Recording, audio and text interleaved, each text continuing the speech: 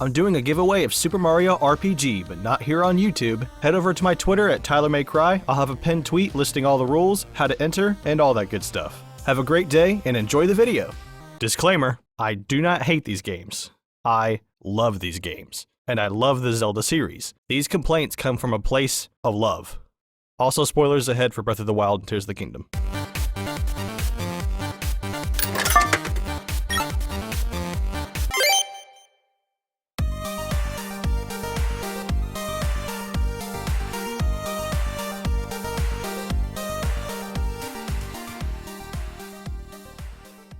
You want to know what modern Zelda is missing? I'm looking at you, Breath of the Wild, Tears of the Kingdom. Number 1! Grass! What? I mean, sure, the games have grass, but it doesn't have that Zelda grass. You know the kind I'm talking about. That good Zelda grass. You swing your sword, you cut it, and you get rupees and sticks! Actually, that's from Deku Babas. I meant nuts. You don't get that now. Now all you get are crickets. Come here, I'm gonna turn you into soup! This is why the economy sucks! Grass not only supplied you with fat stacks, but it also resupplied you with anything you needed. Arrows, bombs. Bombs? You want it? It's yours, my friend, as long as you have enough Grass! Nuts, conspiracy theories.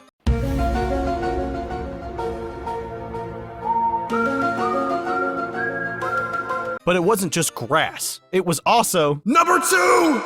Where are all the pots? I can only remember one instance between the two games where I've seen pots, and it was in Breath of the Wild at the Temple of Time. Just a few pots right by the door, and they didn't even drop rupees or items when you broke them. You never see rupees on the ground anymore outside of Amiibo. It's so freaking weird. And You're a liar! You're a liar! Now I know this seems like a minor nitpick, and it is, but pots are a staple of the Zelda series. They are a meme for a reason. Link was breaking pots before it was cool. Just like grass, pots kept us well stocked and sometimes even surprised us with a fairy. And now you could just have as many fairies as you want, stuff them in your pocket, because what even is a bottle? I never die now because I've got 30 fucking fairies. Number 3! I miss that tunic, man. I really do. Link's green tunic is so iconic, and it played its own role in the series' lore. The garment of the hero of legend passed down again and again throughout the flow of time, eternally protecting each hero on their journey. And now we've just got blue. It's like stripping Mario of his red hat and blue overalls. It's a huge part of Link's identity, and now it's not even part of the story anymore. And neither is the Triforce. They don't even mention it once.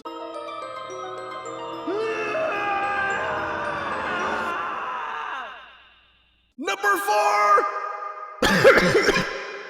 Story structure! Breath of the Wild and Tears of the Kingdom do a great job of giving players absolute freedom and being able to tackle the game in any way and in any order they wish. However, that structure, or lack thereof, really affects the story and how it's told. Let's take a look at Breath of the Wild. All the major events and revelations happened 100 years ago in the past, leaving you, the hero, to clean up the mess.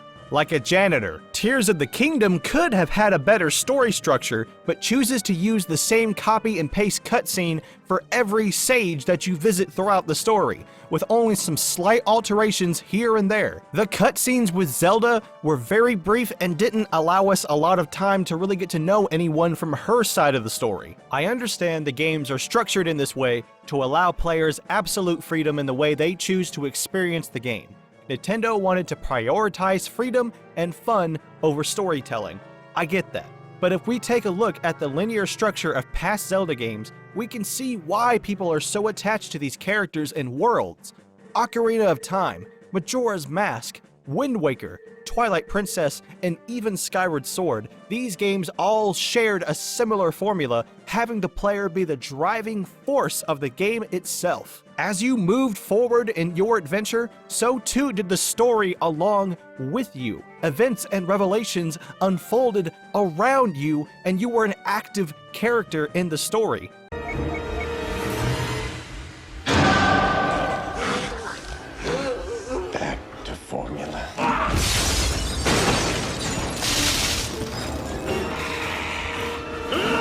I miss the story being set in the present. I miss companions. I miss Midna. God, I miss Midna. Nintendo, let me have Midna again. Number 5, the fucking rocket shield. Puzzle too hard? Rocket shield. Mountain too tall? Rocket shield. Even Ganondorf himself can be trivialized by using a rocket shield, using bullet time, and just shooting his face with Gibdo bones and or bombs. Now, I know what you're thinking. Well, you don't have to do that. Sure, I don't have to. I could just ride this fun-looking and cleverly constructed railway tracks up Death Mountain, but the thought that I could just as easily fly up it with a flying machine will always be lingering in the back of my skull. So anytime I encounter anything remotely challenging or too hard, I always think, why am I doing this? Why am I wasting my time when I could just fly up the dang mountain? And then I will proceed to take the path of least resistance. And that example right there is the reason I miss linear structure in Zelda games. When I was thrown into a tough situation or a puzzle that I felt I couldn't solve, there was no other solution than to just solve it with the limited tools at my disposal. That right there was the challenge, and overcoming that challenge brought me great satisfaction. No, I'm not saying Tears of the Kingdom isn't challenging. It certainly can be, and it is, at times, but the means to overcome those challenges are so easily accessible that you could easily turn the game into a cakewalk within such a short span of time. Breath of the Wild handled this way better in my opinion, because you were given a way more limited arsenal in which you had to solve your problems in your own creative ways.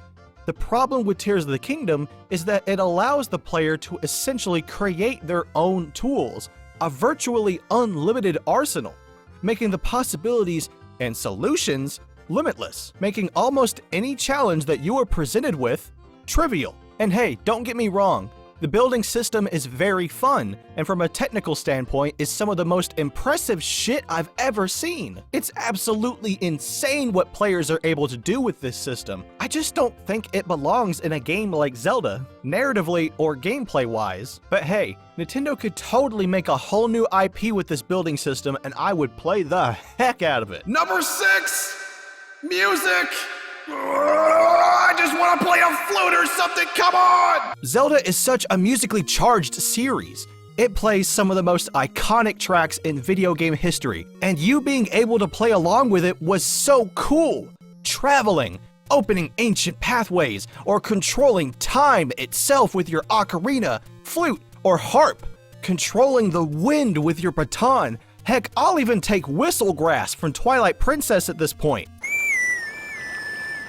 The music in the Wild series fits its setting, so I won't harp on it too much. See what I did there? I said harp. But going forward, we need that big Zelda music, that triumphant Zelda music, that adventurous Zelda music, and let us, the players, play it too. Number 7.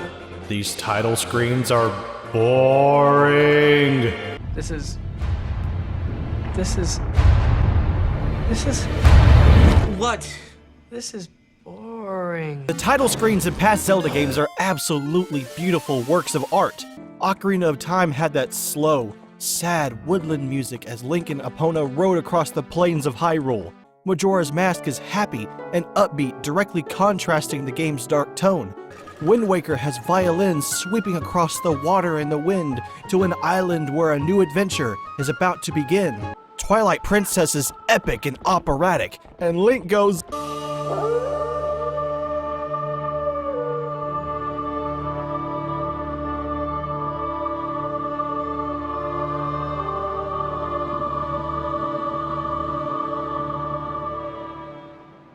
Breath of the Wild is literally just concept art. Now, I'll admit they put some more effort in for Tears of the Kingdom, but there's no music, and it's just bare bones basic. All you get are these little green squiggles. Look, I know the title screens are usually just a screen where you press start to start the game, but Zelda made them more.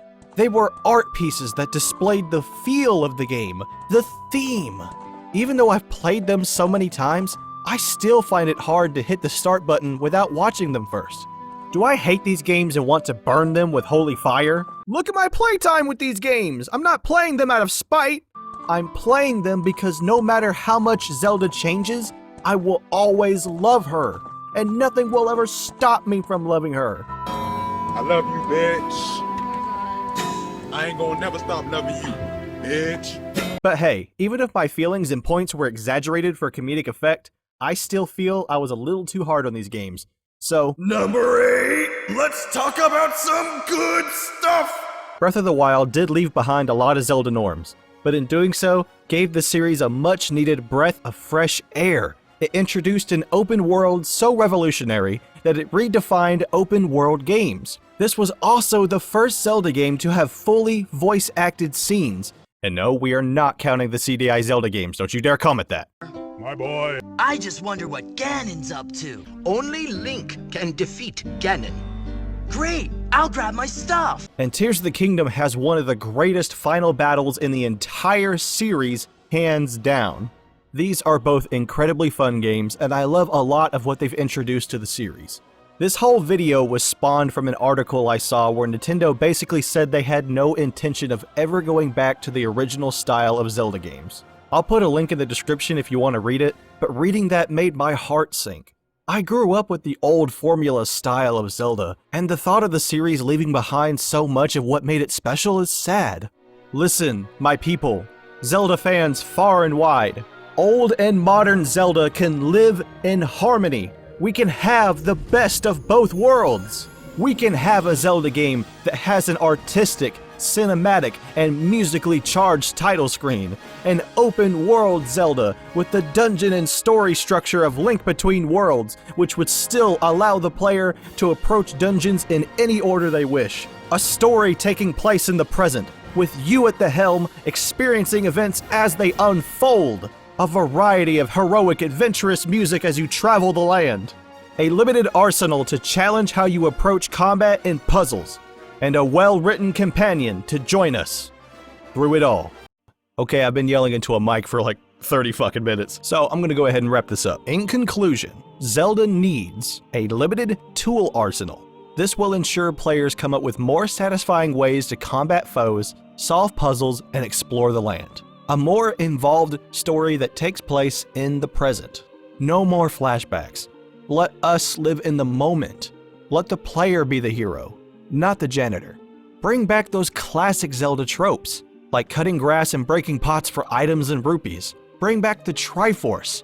Bring back companions, and incorporate Link's iconic green tunic into the story. And lastly, bring back that musical energy that older Zelda games have been known for. Let the music tracks carve the identity of each land we explore, and let us, the player, play along with our own instrument. Look, I know times are changing, and so is Zelda. I'm sure people felt the exact same way when Zelda first went 3D after Link to the Past. I know that Nintendo wanted to change Zelda norms to make way for fresh, new, and fun ideas. But as a passionate and longtime Zelda fan, I also feel like the more Zelda staples we leave behind, the more the series risks losing more and more of its original identity. I don't want Zelda to give up what makes it special. I love Zelda. That's the end of the video. Thank you for watching, and I hope you all have a great day.